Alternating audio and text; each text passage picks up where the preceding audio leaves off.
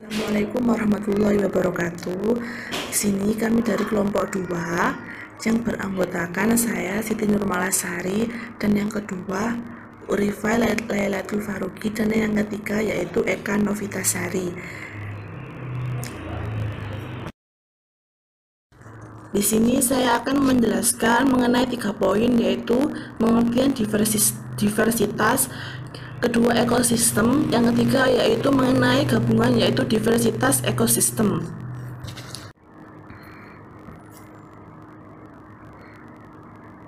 Di sini saya akan menjelaskan mengenai diversitas dan ekosistem serta gabungan dari diversitas ekosistem.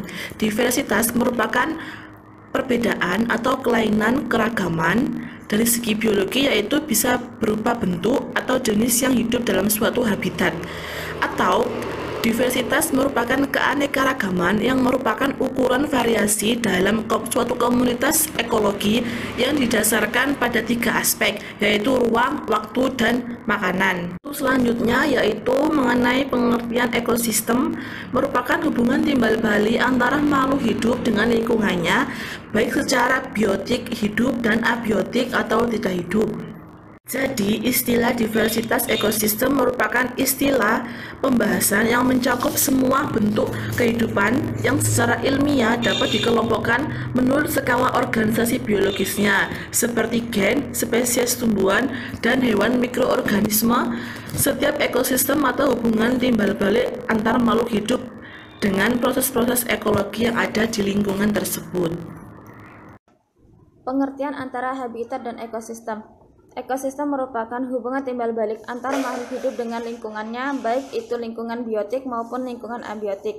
Sedangkan habitat merupakan tempat hidup dari makhluk hidup untuk memenuhi kebutuhan hidupnya, baik secara fisik maupun non-fisik. Selain sebagai tempat memenuhi kebutuhan hidup, habitat juga sebagai tempat untuk pertahanan diri, mencari pasangan hidup, dan juga tempat untuk berkumpul suatu spesies. Macam-macam ekosistem yaitu ada 2. Yang pertama ekosistem alam dan yang kedua ekosistem buatan. Ekosistem alam merupakan ekosistem yang sudah ada secara alamiah tanpa campur tangan manusia. Contohnya hutan, danau, sungai. Yang kedua yaitu ekosistem buatan. Ekosistem ini terbentuk karena buatan tangan manusia. Contohnya yaitu sawah, ladang, akuarium, atau terarium.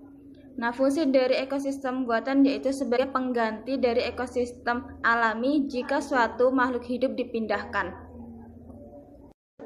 Contohnya yaitu pada kebun binatang. Nah, di kebun binatang, ekosistem buatannya dibuat seserupa mungkin dengan habitat alami dari makhluk hidup yang dipindahkan.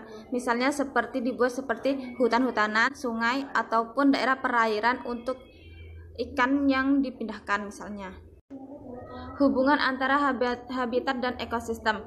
Habitat merupakan bagian dari ekosistem sebagai tempat tinggal makhluk hidup untuk memenuhi kebutuhan hidupnya, yang didukung dengan banyak komponen seperti produsen, konsumen tingkat 1, konsumen tingkat 2, konsumen tingkat 3, pengurai, dan komponen abiotik.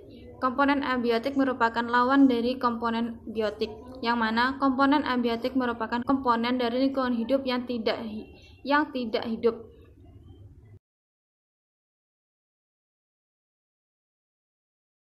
Bismillahirrahmanirrahim. Materi selanjutnya yaitu sistemik. Nanti kita akan belajar mengenai yang pertama pengertian sistemik. Apa sih sistemik itu? Nah, sistemik itu atau biosistematika adalah telaah studi tentang keanekaragaman organisme dan hubungan kekerabatan antar organisme tersebut. Di dalam sistemik kita akan belajar mengenai banyaknya organisme yang memiliki hubungan kekerabatan yang ada di bumi. Sistematika atau ilmu yang mempelajari keanekaragaman kehidupan di bumi baik pada masa lalu, sekarang, serta hubungan antar makhluk hidup sepanjang sejarah. Jadi, sistemik adalah ilmu yang mempelajari banyaknya organisme yang berbeda, beraneka jenis yang memiliki hubungan kekerabatan yang ada di bumi. Namun, pengertian sistemik dan taksonomi atau klasifikasi itu berbeda pengertiannya. Sedangkan kalau taksonomi itu teori serta praktek yang mengklasifikasikan organisme. Sedangkan daripada klasifikasi itu aktivitas daripada taksonomi. Jadi ilmu sistemik dan ilmu taksonomi itu berbeda.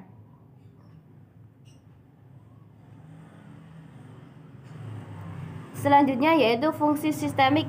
Sistemik ada beberapa fungsi, diantaranya yang pertama yaitu pengenalan taksa. Apa sih pengenalan taksa itu? Nah, di sini mengenalkan taksa dengan cara mengelompokkan makhluk hidup secara khusus atau diferensiasi. Yang kedua, diagnosis universal taksa atau identifikasi, di mana yang kedua ini mengidentifikasi taksa atau kelompok makhluk hidup secara umum. Yang ketiga, memberikan atau menetapkan nama taksa yang diterima secara universal, biasanya menggunakan tata nama secara umum atau binomial nomenklatur. Yang ketiga yaitu analisis hubungan relationship antar taksa atau perbandingan. Nah, di sini menghubungkan atau membandingkan karakter berdasarkan hubungan kekerabatannya. Yang kelima yaitu mengelompokkan taksa atau kelompok makhluk hidup berdasarkan hubungannya atau klasifikasinya, di mana pengelompokan ini berdasarkan sistem klasifikasinya seperti ada kingdom, ada kelas, ordo, dan lain sebagainya. Karena biasanya ada klasifikasi kingdom animalia, ada kingdom plantae, seperti itu. Jadi fungsi daripada sistemik di sini ada 5 macam. Selanjutnya yaitu yang pertama yaitu contoh daripada sistemik. Contoh sistemik ini ada sistematika biologi, di mana sistematika biologi ini ada 3 cara atau cabang untuk mengklasifikasikan spesiesnya. Yang pertama ada sistematika numerik atau biometri, yang kedua yaitu sistematika biokimia, dan yang ketiga yaitu sistematika eksperimental. Nah, di sini sistematika biologi itu cabang biologi yang mempelajari sistem klasifikasi dan nomenklatur dari organisme, di mana sistematika biologi ini mempelajari apa yang mencirikan suatu spesies dan bagaimana spesies tersebut saling berhubungan dengan seiring berjalannya waktu. Nah, untuk para peneliti sistematika biologi perlu melakukan beberapa hal agar penelitiannya itu bisa akurat. Yang pertama, mereka bisa memberikan nomenklatur nama saintifik untuk organisme. Jadi mereka perlu melakukan pemberian nama. Yang kedua yaitu mereka perlu menjelaskan karakteristik daripada organisme. Yang ketiga yaitu merawat pengetahuan mengenai kumpulan organisme. Dan yang keempat, mereka harus menerapkan sistem klasifikasi. Di sini tadi di awal sudah saya singgung bahwa sistematika biologi ini ada 3 cara, yaitu dalam mengklasifikasikan spesiesnya. Yang pertama yaitu sistematika numerik atau biometri, di mana dalam mengidentifikasi dan mengklasifikasi hewan dengan menggunakan statistika atau dengan perhitungan statistika. Yang kedua yaitu sistematik biokimia, di mana dalam mengklasifikasikan dan mengidentifikasi hewan berdasarkan analisis kimia yang ada pada sebuah sel. Dan yang ketiga yaitu dalam mengidentifikasi atau mengklasifikasikan hewan berdasarkan unit evolusinya, seperti ada mutasi, perbedaan genetik, hibridasi, dan hal-hal yang lainnya. Demikian berarti contoh daripada sistemik itu sebenarnya ada 1, cuma ada di dalam biologi, sistematika biologi ada 3 cabang. Materi selanjutnya yaitu pengertian diversitas. Selanjutnya kita akan belajar mengenai diversitas. Apa sih diversitas itu? Jelas dari bahasanya kita sangat asing sekali. Padahal diversitas itu sering kita pelajari, namun berbeda bahasa. Nah, diversitas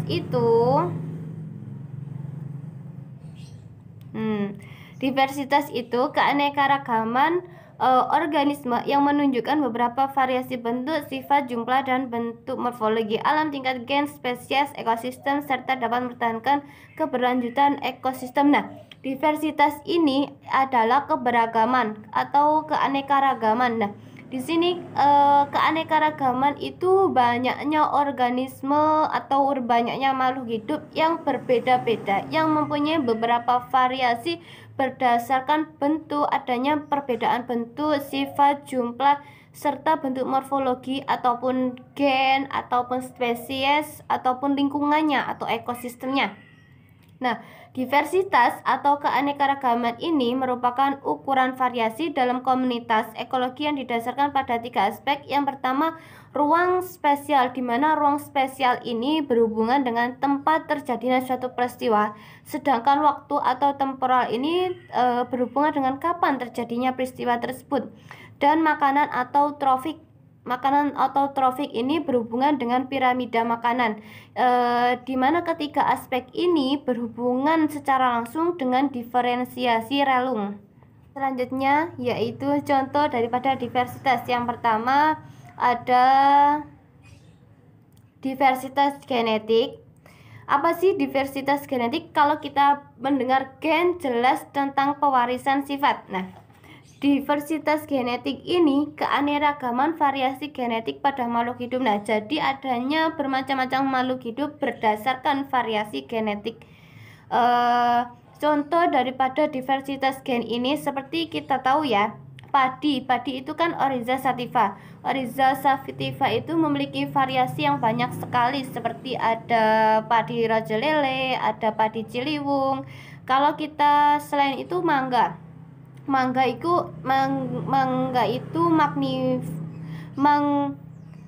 Mangifera indica. Nah, di mangga itu variasinya ada mangga mana lagi, ada mangga arum manis, seperti itu kalau belajar mengenai diversitas genetik. Yang kedua yaitu diversitas ekosistem.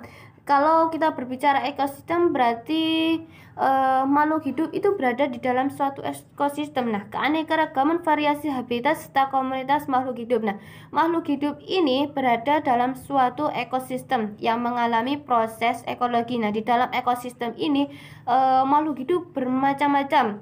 Nah, mereka saling berhubungan dalam suatu ekologi. Contoh daripada diversitas ekosistem, dalam diversitas ekosistem ini contohnya ada ekosistem hutan tropis, terus ada ekosistem padang rumput, ada ekosistem padang pasir. Nah, di situ banyak sekali makhluk hidup yang berbeda-beda. Yang ketiga yaitu diversitas spesies. Kalau kita berbicara diversitas, jelas banyak keanekaragaman spesies makhluk hidup. Nah, di sini banyak sekali makhluk hidup yang bermacam-macam berdasarkan spesiesnya. Kita ambil contoh, misalnya ada pohon kelapa, pohon aren, pohon pinang.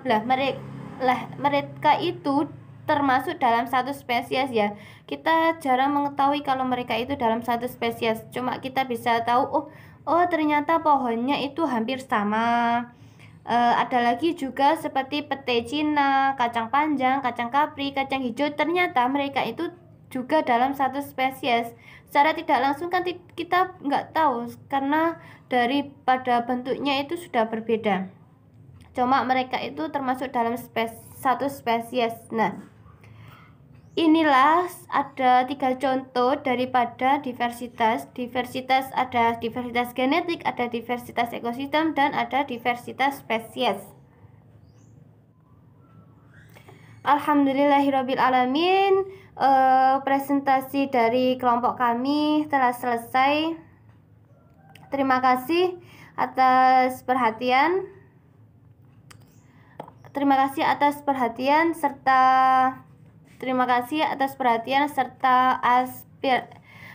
serta apresiasi dari teman-teman semua dan semua yang telah menyaksikan kami presentasi. Apabila kami ada kesalahan, mohon dimaafkan. Akhirul kalam, wassalamualaikum warahmatullahi wabarakatuh.